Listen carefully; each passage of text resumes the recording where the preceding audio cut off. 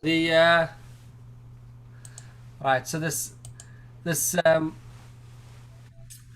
atheistic man notices that his neighbor, the Jewish dude next door, has several children, and he seems to get great respect from them. And he wants to know what is his trick. How come they have lots of tricks? They seem to be respectful, but his kids seem to be disrespectful. And he can't get them to behave themselves and to show a bit of respect and listen to him. So he goes to his friend and he says, "Tell me, what's your secret? What's your story?" So he says, "Well, listen, you see, we come from an old tradition. We have a very old tradition. And we teach our children that our tradition came from many, many years ago. And the older you are, the closer you are to the beginning of that tradition, to the giving of the Torah. And therefore, whoever's closer, you should give them more respect. You, on the other hand, you believe that you come from monkeys and before that, from bacteria, etc. So your children look at you and they say, you are closer to the monkeys. We are further from the monkeys. So why should we respect you?" All right. That's, of course, just a joke. So today's topic I wanted to discuss. The reason why I chose this topic, as many of our other topics, is not because I felt it was a hot topic, even though the truth is, to a certain degree, it is a hot topic, but because it was the next mitzvah that we were up to. We had done the mitzvah of holding revenge last week, the mitzvah of study of Torah. We've already done that one. We did it a little bit out of order. We did that before. And then the next mitzvah is the mitzvah of Mipnei Seva Takum. Standing up from your elders is the literal translation, but we're going to look inside and see that it's not exactly the way it's normally understood. So I wanted to start off with talking about this concept. Whoops, sharing Facebook, that's not exactly what I was trying to share. There you go.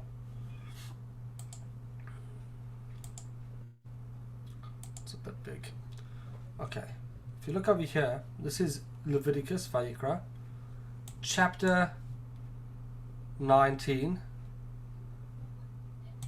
verse 32. It says over here, Mipnei Seva Takum V'adarta Pnei Zaken. Now we'll look in the English translation, and then we will look at the Hebrew. We're looking at the Hebrew. We'll try the translation and translate it, and then we'll look at the Rashi, the commentary. So the English says, "You shall rise before the venerable person." Seva. Okay. Now we have to understand, what does the word seva mean? And then it says, you should v'hadarta pnei zaken. You should respect the elderly, the face of the elderly. And then it says, v'yareisem lekecha ani Hashem. And you shall feel fear from your God. I am the Lord. Now, lots of questions that you can have on this verse, right? What does it mean to rise before Mipnei Seva Takum? Rise before the venerable. What does it mean, Vadarta Pnei Zaken? And what is the connection to fearing God? That's the question. So in order to understand this, I'm going to now show Rashi's commentaries, and I hope I'm not going to get dizzy by scrolling down through all this so quickly. Okay, let's see what Rashi says. Yachol Zaken Ashramai. You might think that refers to an old person, even though he may be guilty of a transgression. Talmud Lokin Zaken. So then the Torah tells you, no, I'm talking about Seva. What type of elderly person? It's a particular type of elderly person. Ein Zaken Ela Shekana Chachma. The word Zaken in Hebrew, in modern Hebrew, means an elderly person. In ancient Hebrew, Zakein has a different wording. It could also mean one from the word Zeh shekana comes from the word zeh shekana, which means this that acquired. What did he acquire? Wisdom. And generally, when we refer to chachma, we're talking about serious wisdom, which is the Torah's wisdom. Then it says v'hadarta pnei zaken. You should be respectful to the elder. Ezuhu hadur. What does it mean, respecting? So we're going to look and we're going to speak this later on. What does it mean? What is it telling us what we should do? It says it lo yeshev bimkomo. Don't sit in his seat. V'lo yedaber bimkomo. Don't speak in his place. When it says to him, lo yistor dvarav. Don't contradict what he is saying. Yachol, so he says, what happens if Yatzimeino Kmishu Leirau? You might say, so what's the connection? It says you should fear God. You say, what happens if you close your eyes? Or if the man that you're supposed to be giving respect to is blind? So you could may say, oh, I didn't see him, act as if he didn't. Therefore it says, fear God. God knows what you're thinking. God knows if you saw the person or not. Or that person, whether you saw them, or that person, or that you were aware of them. So this is given over, this commandment was given over to the one that is obligated to do it. Which means that you are the one, depending on what you see. If you actually didn't see the scholar or the elderly person walking past you, then you would be exempt. So what happens if you're sleeping and a very great giant spiritual person or elderly person walks past you? Do you have to stand up in your sleep? Are you guilty because you didn't stand up? No, because you weren't aware of it. But if you were aware of it and you quickly act as though you're sleeping, then it doesn't count. Anything that is given over to the heart. So this is an interesting general rule. Whenever it's given over to the lave, in other words, it's given up to one of the people it's based on his own knowledge, then it says, in other words, whenever the Torah says something, and you have the ability to do it or not to do it, and it's based on whether you know about your obligation at the time or not, then it always says to fear God. In other words, at that time, God is entrusting you whether you will do it or not. Okay, this is just all background knowledge for what we're going to have as a discussion. Let's get into it. Before I get into it, I want to know if anybody has any comments, arguments, refutations to anything I've discussed so far. Let's know. Just a quick point. In old language, Zikna also means old age. It just depends on the context, because in Tehillim, David HaMelech was saying, Al tishlicheni le'et zikna lechlot kochi al ta'azveni. So that's old enough. So I think it just depends on the context. That's right. Yeah, no, you're right. So there is a concept of zikna, of old age in Jewish thought and in Torah, etc. 100%. So this concept that we're talking about is I suppose it's a relatively part of it is somewhat logical. It's a logical mitzvah.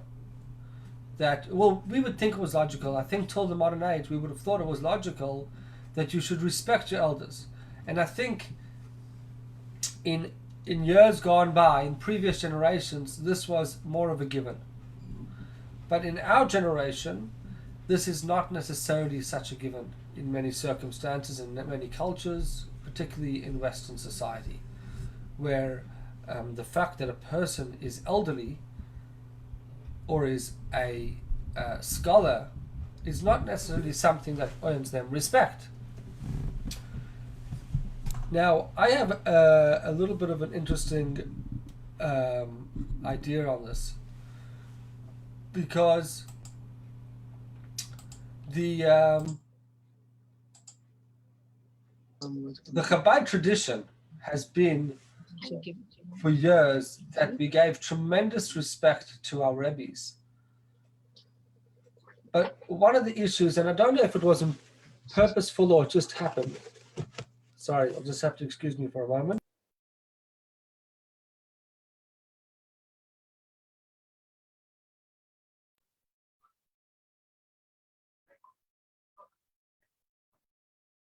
Hi, Irene. Hi, Leon. Good to see you. Sorry, I've had two in one shot in one Zoom. Hi, Leon and Irene, welcome. The Chabad tradition has been somewhat of a I don't know if you want to call it people have struggled with it, which is that because we've given so much respect to the Rebbe, we've only considered one person to be like the real scholar, the real teacher. And the truth is that I don't think it's because we don't respect the elders. And I think this is a little bit of a misconception within the world of Chabad. So we do respect our rabbis and we do respect our leaders, but in the place of the Rebbe, it was always difficult to give adequate respect to anybody else because of the tremendous awe and respect, which was way more than any other person would have received because of our absolute respect of the Rebbe, and therefore it kind of overshadowed that. And I don't think the Rebbe was very much into the need for the Chabad people to also respect, particularly what we call as Rabbanim, the people that are the halachic authorities.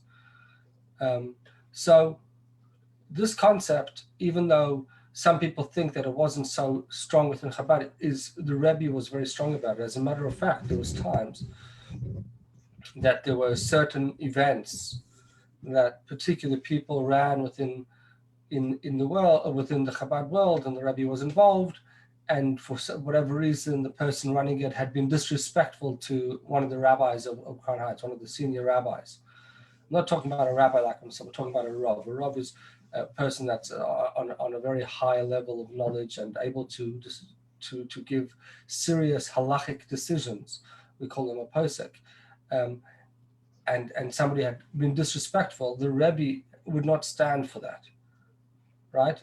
And the Rebbe himself, while he was probably as great as any rabbis would have been, he gave tremendous respect to all people, particularly to rabbis, because he wanted to teach us that if we don't have that respect for and to elderly people, then how are we supposed to teach that to the next generations? Now, there's two concepts that we're talking about here today. There's two general ideas. The first idea is respecting Torah scholars. That's the more fundamental concept within this. But on the more simple text, the more plain way of understanding this concept is respecting elderly people despite their knowledge. Now, then there is, of course, a third concept within Torah, which is the concept of respecting parents. That is a separate law, which also applies to respecting mother, father, grandparents, etc. And then there's a third concept of respect, a fourth concept, I should say, of respecting all people. And there is a concept that we need to show Abbas Yisrael love. The Torah doesn't really say about respecting all people as much as it's understood and is brought down in rabbinic literature. But in actually biblically, or to the Torah itself, I can't think of any verse that tells us to actually respect your fellow, but to love your fellow is more thing. And the other laws that we were talking about, not to hold a grudge, etc., all will end up causing that respect. Rabbinical literature focuses on that concept, does talk about showing respect to all people. And of course, Rambam talks about respecting your fellow more than yourself, and particularly our wife, that a person should show more respect to their spouse than anybody else. So those concepts are within the Torah. But today I want to focus on these two ideas, the idea of respect of Torah scholars and the respect of the elderly, because that's this particular verse that we're talking about.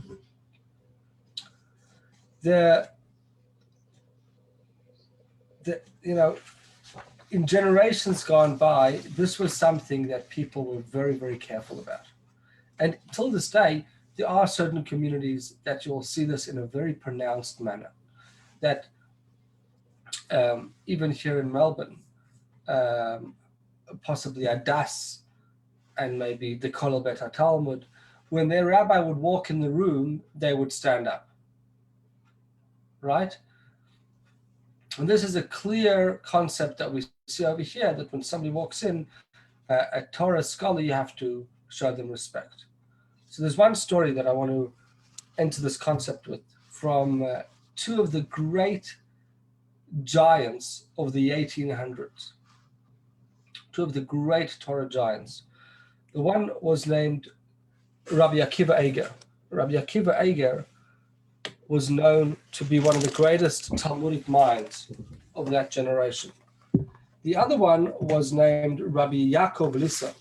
And both these people wrote extremely, hey Joe, welcome, extremely powerful and monumental works that ended up becoming foundational works within. Rabbi Akiva Eiger became a foundational work within the works of the yeshiva world.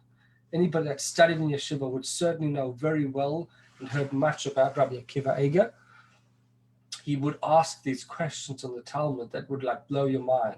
You study the Talmud, you think it all makes sense, then comes along what we call our Rabbi Akiva Eiger. You would ask a question and everything you thought about it suddenly gets blown up in your face.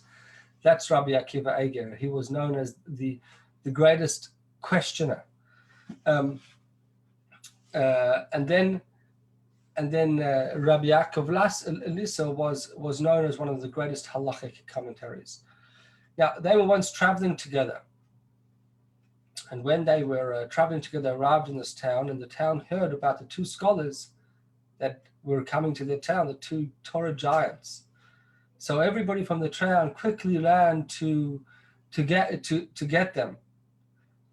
And just as they entered the town people quickly took off the wagon, unleashed the wagon, and started pulling the wagon. They wanted to pull the scholars in.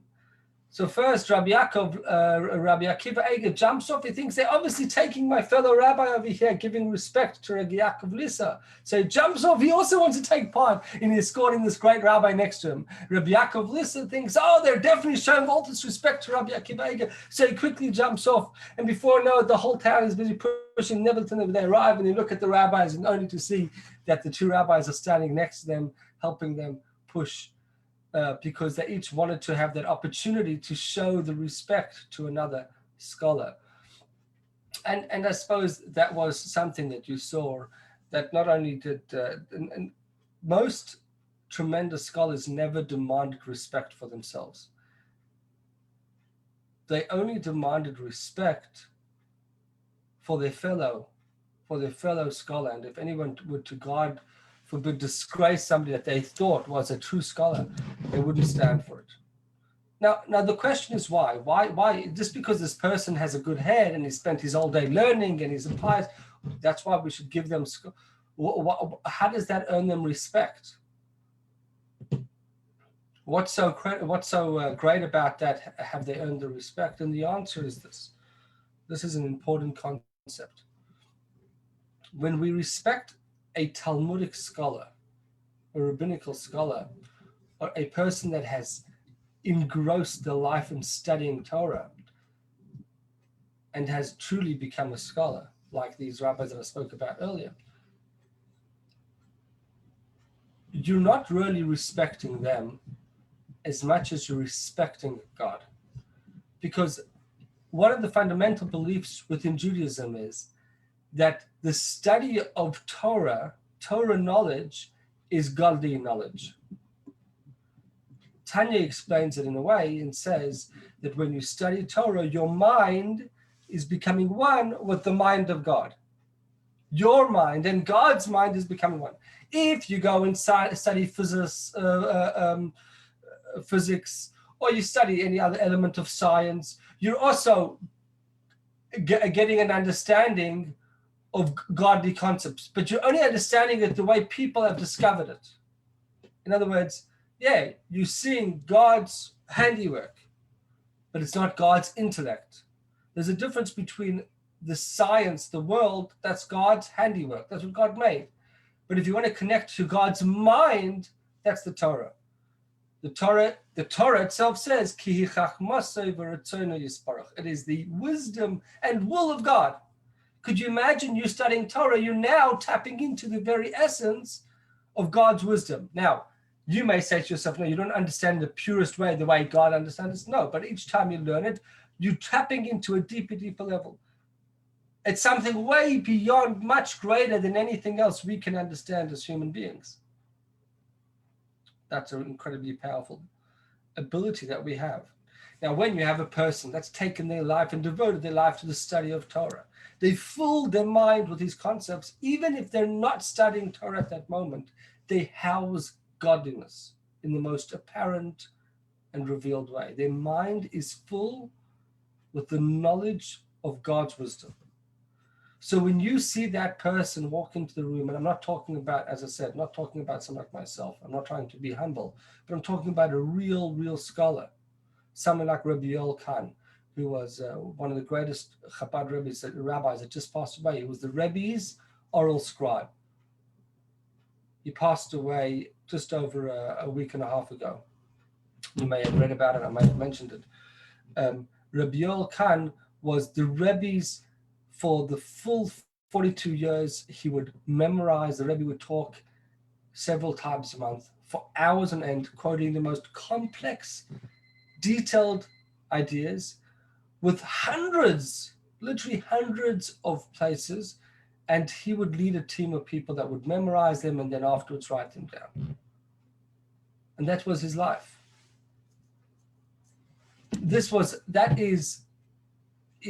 I would say that he's probably one of the greatest, if not the greatest scholar of the last generation besides for the Rebbe. But he had absolutely no ego for himself. When people would come to him for a blessing because people knew how great, he would laugh because he didn't look, he wasn't a Rebbe. I'm just a follower. And that's one of the things about Chabad. He would never, if somebody stood up, I was in his shiur for a whole year, a year and a half. If we would have stood up when he walked in, he wouldn't have walked in. There is a concept that a scholar, a Torah scholar, if he wants to, people would try to stand up, he wouldn't have it. But there was no person that was more filled their mind with Torah knowledge than that man. I'm certain of that. He didn't have anything else. He taught tens of thousands of students. The Rebbe would speak, just to give you an idea, the Rebbe would speak for 4 or 5 hours straight, with short interruptions to sing a song for people to say l'chaim, etc. After speaking for so long, the Rebbe would start, let's say, 8 o'clock at night. It would finish midnight. Or sometimes he would speak, and then after he finished, he would sit down with all many students around him, and he would start to repeat what the Rebbe said, but not just repeat it, explain it, almost word for word. And if it was a Shabbos and there was no recorder, they would first gather the team that was in charge of memorizing it. They would sit around and they would all start writing, and he would say, and then other people would comment and say if he made a mistake, and then they would kind of get the best idea of what he said, or what the Rebbe had said. That was Rabbi Yoel Khan. But he never at any point demanded or wanted any respect. But from our perspective, we had that obligation to respect him. Now, this was a man that several times it occurred that his wife would ask him to take out the garbage. And he lived a good few blocks away from 770, from the headquarters of Chabad, where the main yeshiva was. And he would take out the garbage, and he would arrive 10 minutes later at 770 with the garbage still over his back. And how did he do that? Because he had only one thing in his mind. He started thinking a concept in Chassidus, in Torah, and he totally forgot where he was. And without even thinking, he arrived back at the. And that never happened once. That never happened twice. It happened time and time again. People that were close to him. He lived in the world of Torah. Godliness was his world. He didn't want respect. He didn't want honor. He lived a life of simplicity. All he wanted was people to connect to the word and the intellect of godliness. That's just an example of a true, absolutely true scholar. He arrived in 770. He got on the boat just after the previous Rebbe passed away. He arrived 2 weeks later from Israel to New York. And he arrived, he thought he should turn around and go back because the previous Rebbe had passed away. He came to the Rebbe, and the Rebbe said to him, was not yet the Rebbe. He asked the Rebbe, should I stay? And the Rebbe said, well, you wrote a letter to the previous Rebbe before he passed away, whether you should come to New York. And the Rebbe said yes. And the Rebbe said, my predecessor knew what was going to happen. Another was going to pass away. And he still told you to come. So he ends up being the person that came literally, like, we look at it, he was like, in Yiddish we say he was the Rebbe Zaman. He was there from the beginning all the way till the end. Like literally, he never got to see any other Rebbe. He thought he was coming to the previous Rebbe, but he ended up coming. Anyway, he was, yeah. So Rabbi Elkan, what a special. You should read up about him if you can. Rabbi Elkan, there was actually, he was even an article in the New York Times about him recently, today or yesterday. That's just to understand what type of rabbi he was. One in a generation. So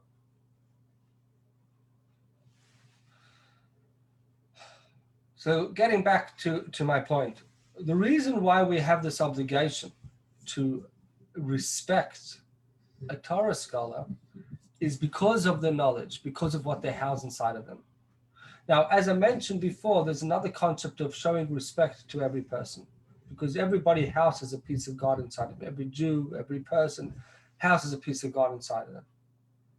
And that's why we have that obligation to show respect to everybody.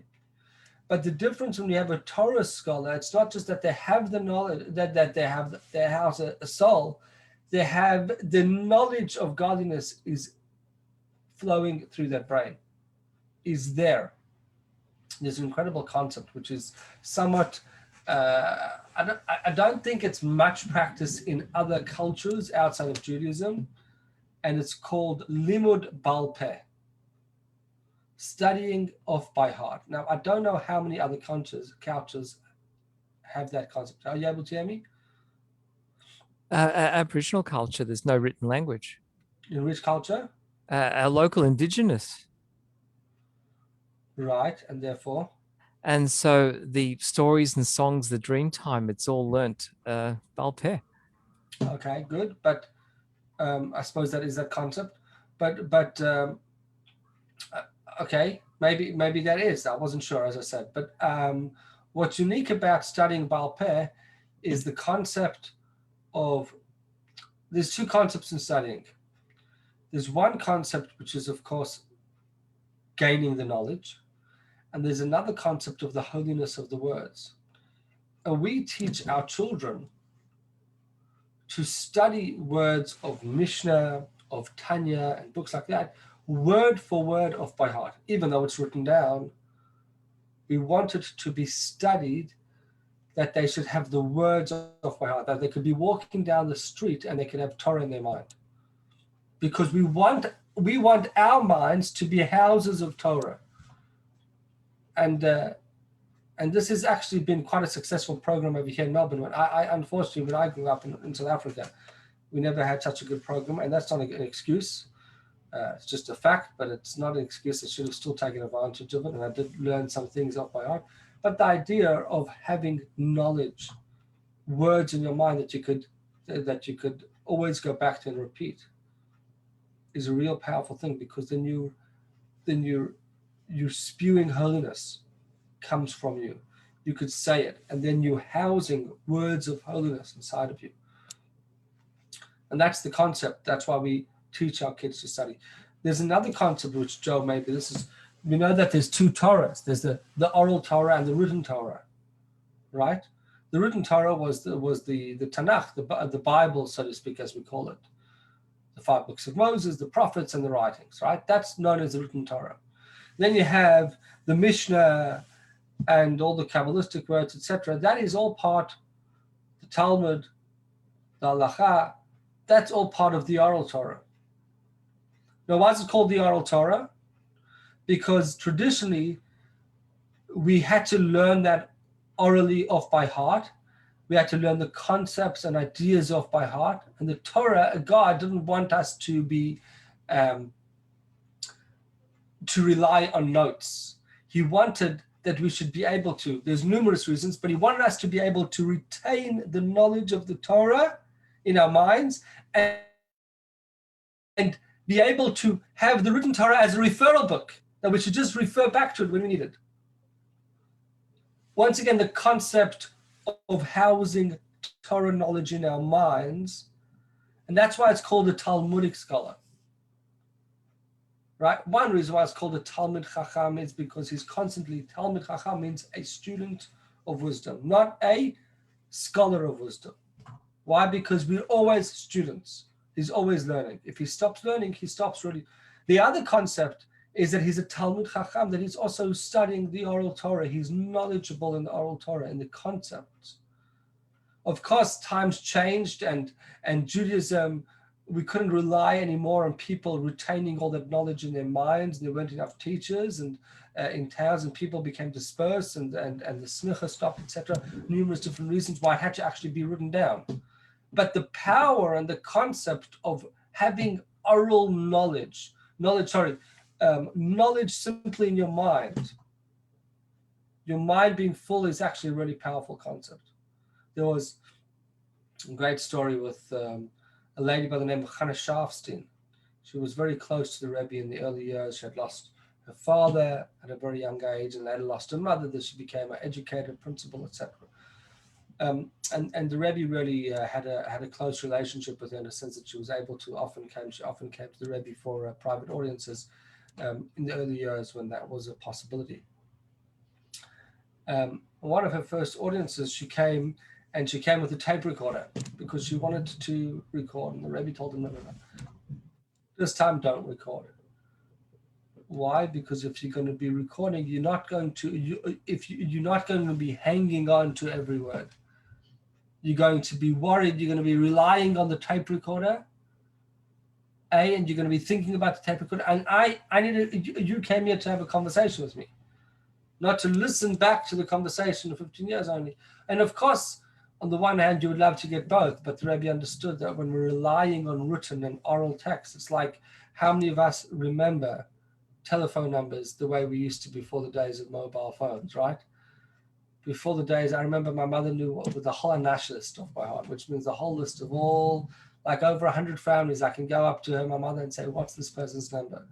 And she would, we had to pace through this booklet to find people's numbers. Remember those days? People in the community. And my mother knew most of them off by heart. A couple of years ago, I said, how many of those numbers do you still remember? She's like, ever since I got a phone, that's what happens. Anyway, that's a certain power that you have, not remembering numbers. So that's the concept of respecting the Torah scholars. What's the concept of respecting the elderly people? Why is there a biblical commandment to respect your elders? Not just because they are old and fragile and therefore they need extra, we have to worry about, it's harder for them to stand on the bus. That's a true reason, and that's a good reason, but that's not the Torah's reason of why we respect them. We're talking about respecting a person despite their frailties. So the two reasons why we're supposed to respect an elderly person is A, because they would have gained more knowledge. So if they're a scholar, then they don't have to be an elderly person, it's even a younger person. But you're respecting their knowledge more than you're respecting them. But it comes out as you're respecting them because they're the one that have gained the knowledge. When it comes to an elderly person, even if they're not a scholar, as long as they're not an outwardly bad person, but then you're respecting them for two reasons. Number one, because they've had more life experiences, which has given them very powerful knowledge, right? We say experience is one of the greatest ways of learning is through experience. They've experienced many, many things. They've been through a lot. And that's one reason to show respect. The other thing is because having lived such long lives, they have inevitably done tremendous amount of good, and we're respecting them for that good. Now, what age is considered old? It's a good question. Um, and my understanding is that in general, it's considered from the age of 70 is what's considered to be old for this concept. Not that you're old as in, but for the concept of age for this mitzvah, a 70-year-old is a person that's lived a lifetime, that's had full experiences. So how do you show respect, particularly to the Torah scholar and to the elderly person? It's number one, we mentioned them already in Rashi,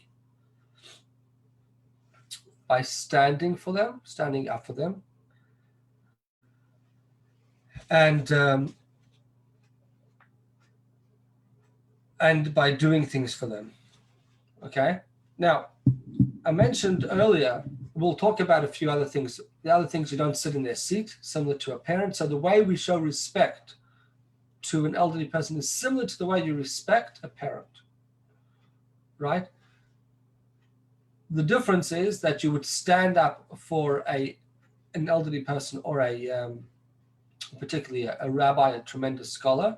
You're obligated to stand up for that person. And that's not something that we're necessarily obligated to do for our parents, okay? But for the parents, we're not supposed to sit in their seat. The same applies to the Torah scholar or the elderly person if they have a designated seat. We're not supposed to contradict what they say publicly. If we disagree with the scholar, then we should go up to them and ask them in a respectful way, didn't you teach us, or haven't we once learned, etc. There's other ways. The same way we're supposed to do it to our parents, by the way. If we want to argue or disagree with our parents, is a respectable way to do it according to the Torah. And the third thing, which once again is perhaps less common in other worlds, is we generally don't call these people by their first names. Actually, by this great scholar Rabbi Yoel that I was talking to you about, it's unusual when people didn't call him Rabbi Khan. If you say in the Chabad Rabbi Khan, people wouldn't know who you're talking about. He was known as Rabbi Yoel. And how did he get the title of Yoel? He started off as he came to America as a 20-year-old, and as a 20-year-old, he was already, as soon as he started, people realized that his talent and his ability to memorize and to understand the depth, he really started recalling and writing down all the teachings of the Rebbe. But then he was just a youngster, so people called him Yoel. And that name kind of stuck with him because he kind of never moved. He never, ever left. They say in the full 42 years of the Rebbe's leadership, he missed maybe 2 farbrangans, 2 talks of the Rebbe. That's how he never traveled. He wouldn't even leave Crown Heights. He was just totally dedicated. That was his life. Of course, he taught in the different schools, etc. But a few years later, there was once a student that came to the Rebbe in a private audience, and the Rebbe asked him who he's learning with. And he said, I'm learning with Yoel Khan. And the Rebbe said, you should call him Reb Yoel. And from then on, his name became Reb Yoel. For some reason, usually we'd call the person Rabbi Yoel, or he's known as Reb Yoel, but at least that title.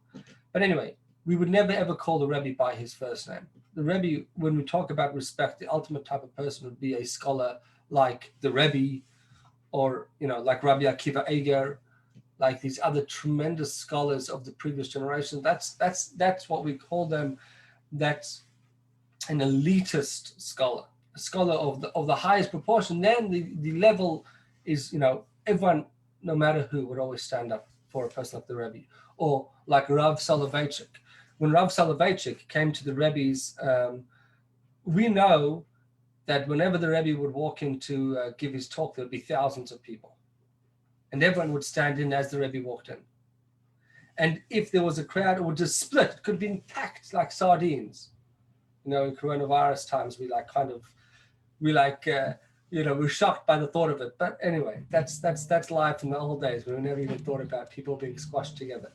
But it would be squashed, and suddenly as Rebbe would walk in, no matter how full it was, a path would split out of respect for the Rebbe. And there was the one time, and usually the Rebbe would walk through the crowd, go to his seat, and when the Rebbe sat down, then everyone else would sit down. Just to give an example of this. The one time Rav Soloveitchik, known as the Rav, who was he was actually a friend of the Rebbe, and also considered one of the great giants of this generation. He came to hear the Rebbe's Farbrengen, to hear the Rebbe's talks. And it was quite an incredible thing, because he's like the other end of the spectrum, not from the Hasidic world, although he was very close to Chabad, etc. And he came, and you see an incredible thing. Everyone's waiting for the Rebbe to sit down, but the Rebbe wouldn't sit down until Rav Soloveitchik sat down. And by the way, I don't have access to YouTube right now on that thing, but you can Google it, where Rav Soloveitchik comes to the Rebbe's Farbrengen, and you see the Rebbe waiting for Rav Soloveitchik to sit down. And only after Rav Soloveitchik sits down, he was known as the Rav, only then did the Rebbe sit down. And once the Rebbe sat down, of course, everybody else sat down. And the same thing when he left, the Rebbe stood up, he stood up, everyone stood up, and the Rebbe stood up. So that's the way that we're supposed to show respect to those type of real scholars on a level of their own. Of course, there's other great, Rosh Hashivas and people that are minor great scholars that we also are supposed to show respect. So a few interesting ideas about, hold on, I've been talking for a heck of a long time. Does anybody want to interrupt me and say an interesting point or a question, argument? May I? Go ahead, John. I'm just paralleling this to the experience in the workplace, a secular example, but the same principle, I think. A long time ago in management theory, I was taught that talk about leadership and management. Management is a position created by an organization, a company. It comes with certain privileges and rights. Leadership is a quality inside the individual. The hope is always that a person who has a leadership quality occupies the position called manager. When it happens, it's fantastic. When it doesn't happen, it causes problems. And I'm just comparing that, I suppose, to what we're discussing here. Rebbe, rabbi title, that's a role created by an organization. It comes with rights, responsibilities, privileges. But then there's inherent qualities in the individual, which makes them a leader. And the hope is always that the leader occupies that management role. Does that make sense? Yeah. Well, I like that idea. Of course, our conversation tonight is not focused on what makes a leader, but it is an interesting content. And when you're talking about that point, what's interesting, if you want to talk about the Rebbe as an example, and I do think that he's the ultimate example of the last generation, being a follower of him, I suppose I'm biased, but I think it's becoming more and more clear to all Jews, no matter what streams they come from. And that discussion another time of why I think that and why I think it's actually happening. So I don't think it's a bias anymore. But anyway, when the previous Rebbe had passed away, and there was two people that could possibly be his successor, or so people thought. There was two son-in-laws. He had two son-in-laws that were alive. He had the previous Rebbe had three daughters. One of them unfortunately passed away with her husband in the Holocaust, and two were in America at the time in 1950. And the Rebbe was actually the younger of the son-in-laws. And normally you would expect it to go to the older of the son-in-laws. He was married to the younger daughter.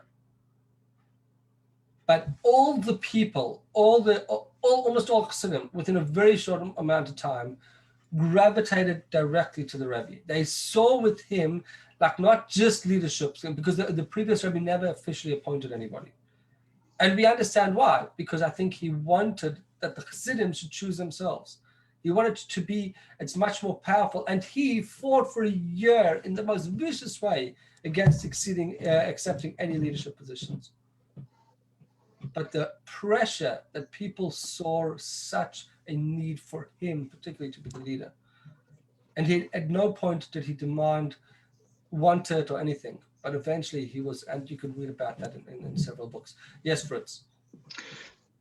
A question in my mind is, if somebody is a great scholar, but is not recognized by some people as such, and they don't recognize, they don't recognize or don't want to acknowledge his brilliance. How do you cope with the disrespect to somebody who does deserve respect? That's once again Fritz asking the difficult questions.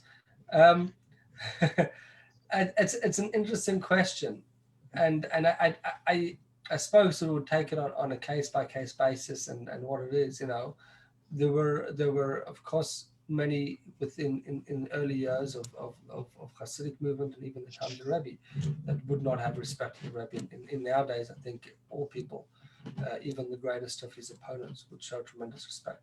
And perhaps there were on the other side people that would not have, the Hasidim would not have respected. Generally, the Hasidim respect people that may have been scholars but were very disrespectful to their leaders. So there could be reasons why they would have lost respect. So if they're aware of that person's knowledge, and he has to come with a certain level of humility too, and he's not just, showing off his knowledge everywhere, etc. If they're aware of that knowledge and his thing, and they're still disrespectful, that's a problem. I don't know what the right approach to it, and I suppose it would take it on a case-to-case basis, but it definitely is a problem. But once again, this law applies only to when people actually are aware of the other person's knowledge. The reason that I ask, lots of 20 and 30 ages people don't respect their parents because they're old. They don't know what modern society is all about. They don't know much about the internet. They have outdated concepts in their mind, and therefore they don't respect their parents because in their mind they are right. Mm. Some people call it arrogance, justifiably, but that's what happens very, very often. How do you deal with that? Well, to be honest, the question of respecting parents is a different question. And the truth is that to a certain degree, it does fall in a different kettle of fish, because the concept of respecting parents really applies despite whether your parents are knowledgeable or not.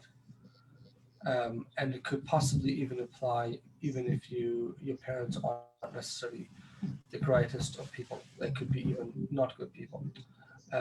Of course, there's limitations, but it's way more discussion. In certain ways, the respect that's required of parents is far more stringent, but in certain ways it's more lenient. So it is a whole topic in and of itself. It's very different to what we're talking about. It's not really knowledge connected. Respecting of parents is a requirement independent of the knowledge. And the mere fact that they brought you into this world. Supplying the marijuana. Somebody else wanted to say something? Yeah, Noah? Yeah. So I think Fritz is a really interesting question, but I think there's two types of people. Ones that are never going to respect you no matter what, and that's within them. But I think that it's a really big problem in the way, especially in the last 20, 30 years, in the way that respect is being taught, whether from home and in schools. So the way it's been taught the last 20, 30 years is respect those who are perceived to deserve your respect first. So whether they're great scholars, whether they're great in their field, whatever it is. And then it's really hard after that to teach that you got to respect everybody, because it becomes relative. It just becomes relative. So if I respect somebody who's really great, or I perceive to be great, then it's really hard to respect everybody. And I think it's a really bad choice of the education department and from home, parents. You got to teach people to respect the kids, to respect everybody first. and then teach the hierarchy of respect. Even the Rambam himself is teaching a hierarchy of respect. And if you're walking behind a Rebbe, what you should be standing behind him on the right or on the left, etc. But I think that initially, where we went wrong, or whether the education department went wrong, or education from home, is that we don't teach the kids to respect everybody first. We teach the kids to respect somebody because they're a great Rav, because they're a great footballer, because they've achieved a lot, because they might have a lot of money, whatever it might be. And then it becomes relative, and it's really hard to teach to respect everybody. And you can see it just by standing outside every single school in Australia or anywhere in the world. And you just stand outside the school for half an hour, and you see where I'm coming from. So I think it's a really bad mistake not to teach to respect everybody first, and then to teach the hierarchy of respect. And I think that's why we are where we are today. I think that there's a little bit more to it, because the previous generation from us has been taught to respect themselves first. And if there's any space left in the ego, okay, you respect other people, especially the ones who agree with them. Yeah, absolutely. I think that there's I agree to a certain degree with both of you, but I started off mentioning how this is a very important topic for our generation, with the lack of respect. There's an interesting concept that is brought down in the Zohar. You know, one of the great signs of the coming of Mashiach is the lack of respect. It says, as Reuven is going, with his arms over there, it says in the era before Mashiach, chutzpah yaski. Chutzpah will be overtaken. The young people will stop respecting the elderly, etc. That's not an excuse. That's what the Zohar prophesies. That's one of the many prophecies of the Zohar which are very much coming true. So there's reasons for it, and of course we can. I don't know if the answer is to teach people to respect everybody before teaching the hierarchy of respect. I think we have to teach our children, first and foremost, from a very young age, that they should respect their parents, because that's the obligation of the Torah, and their parents may sometimes be wrong, and there's nothing wrong with being wrong. Just because you're the parent, it doesn't mean that you're always right. Although definitely when your kids are young, I would hope that most of the time you are right. But that obligation stands, that we should be teaching our children to respect us from a young age. And if they don't respect you, how are they supposed to learn from you? And I think it's equally important to respect our children and to teach our children to respect the elderly people, to show respect to their friends and particularly their teachers. I think all teachers, my belief is I teach my kids, you go to school, you show respect to your Jewish study teacher, your secular teacher, the playground staff member, every adult, they've got to show respect. Do they listen to me or not? Not necessarily as much as I want to, but that's once again the generation that we're living in. And of course, when you have older people listening, but when, as Fritz was saying, they think they know better and they don't have to respect their parents, that is unfortunately way too common in our times. The lack of respect for the elders and particularly parents. But I do believe that we still have to try. At least we try when our kids, unfortunately, many of you may no longer have young kids, but perhaps you can inspire me to help me get my kids, while my kids are still young, at least I hope they are, to that point. There's a few more. We've gone almost to the end of the class, but there's a lot more that I didn't mention, which just a few interesting points on this mitzvah that I wanted to get to. Then we could go. There's a few interesting ideas. Number one, the concept of respecting a person that is a scholar, as a teacher. We learn, Pirkei Avos says, anybody that taught you something in your life, you should respect them. And it gives an example of Achitophel. Achitophel was one of the great scholars in the time of King David. And he taught King David two things. And he taught him that we should always do things with other people, don't do things alone. And when you're studying, you should study with passion and with, with a loud voice. And King David, for many generations, always called him my teacher, even though at times Achitophel actually ended up becoming his enemy. He joined the sign of his son that rebelled against him. But he was a scholar, and King David never. And from there we learn out that even the person may have done something wrong, but he's a scholar, and you've learned something from him. You still have that obligation from Torah's perspective to show them respect. Now, here's an interesting concept, just to throw what we've discussed today into a little bit of a different perspective. We've discussed respecting Torah scholars, elderly, but focus on Torah scholars, which is the main understanding. And then we've also touched on respecting your parents. And of course, we know that respect for parents, as I mentioned, is a different law. It's one of the 10 commandments. That's how important the mitzvah of respecting your parents is. Kabedes avicha v'esimecha is one of the 10 commandments. Now, the Torah tells us the reason why we have to respect our parents is because they brought you into this world. If not for them, you wouldn't have been here.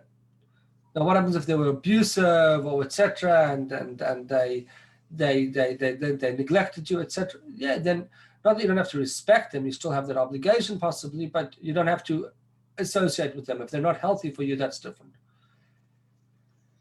But generally, most parents, we owe them our respect simply because of who they are, having brought us into this world. Now, what happens if you have to weigh out showing respect to a Torah scholar, your teacher, let's say your Torah teacher, or your parent? Who would take precedence? This is a controversial point. You're not going to like the answer because you would like to say, of course, your parent, they took care of you. They changed your nappies. They woke up in the middle of the night for you. They lost sleep over you. They spent hundreds of thousands of dollars on your school. And you're right. And if your parents were also teachers, this concept would be that you go with your parents because your parents are both your teacher and also your parent. But if it's just, let's say, a regular situation of a parent and a Torah scholar, and the person is your main Torah teacher, you would have to, let's say they both lost an object and you had to return one first, you return to your teacher first. You had to, they were both taken captive and you had the mitzvah of redeeming them from captivity. The mitzvah to redeem your teacher comes first. This is, as I said, a controversial concept, but it's antithetical. The Talmud gives a strange reason, but if it's a really powerful reason when you think about it. And it says the reason for this, why the Torah teacher would come first, is because the Torah teacher, the parent brought you into this world. And that's why you have to show them respect. And they took care of you in this world. They brought you up, hopefully. But the Torah teacher, if he's a true Torah teacher, he helps you to be successful and live a valuable life in this world so that ultimately you will also go, not only live a Torah and good, meaningful, connected life in this world, but also you will go to the world to come. So he's given you this world and the world to come, that promise. So yeah, I get it. It's a controversial subject. And I would say that in each case, if you do ever find yourself in such a circumstances, then you should take it on a case-to-case basis. I think it's simplistic a little bit. I heard a different perspective is why parents should be respecting their kids. I don't know if you heard this one, because they choose your aged care home.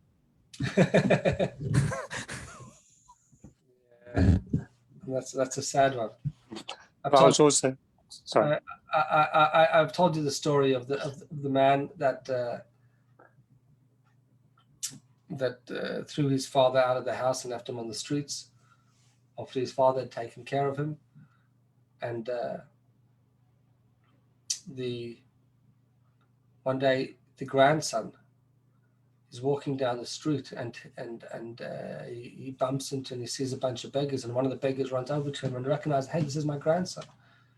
And he says, hey, uncle, my grandson, I'm starving, I'm hungry. Your father threw me out. Do me a favor, get me a coat. I'm so cold. So the grandson's all shooken up and doesn't know what to do. And he's so sad to see his grandfather in such a terrible state. He lives in a nice, comfortable home. So he runs home and says, Daddy, I saw grandfather. He asked me for a coat. And grumpily, his father says, oh, you bumped into him. Oh, no. And he tells him, okay. And he's like, whatever, don't worry about him. So it's no, it's grandfather, you know, it's your father. I got to take care of him. Says, okay, go up to the attic, and in the attic you'll see there's like an old like dusty jacket. Go and take that, and you could give it to him. Anyway, a few minutes later, the child comes down with like half a jacket. The jacket has been cut in half, and then the father turns to his son, the grandchild, and says, like, why did you cut it in half? Why don't you just go give him the whole jacket? He says, no, Dad, I'm keeping the other half for you.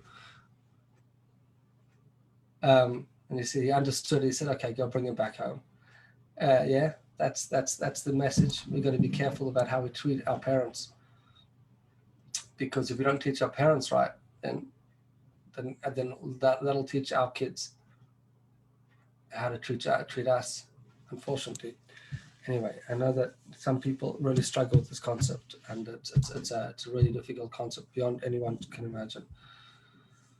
But we have to, and respecting parents goes in a whole different category.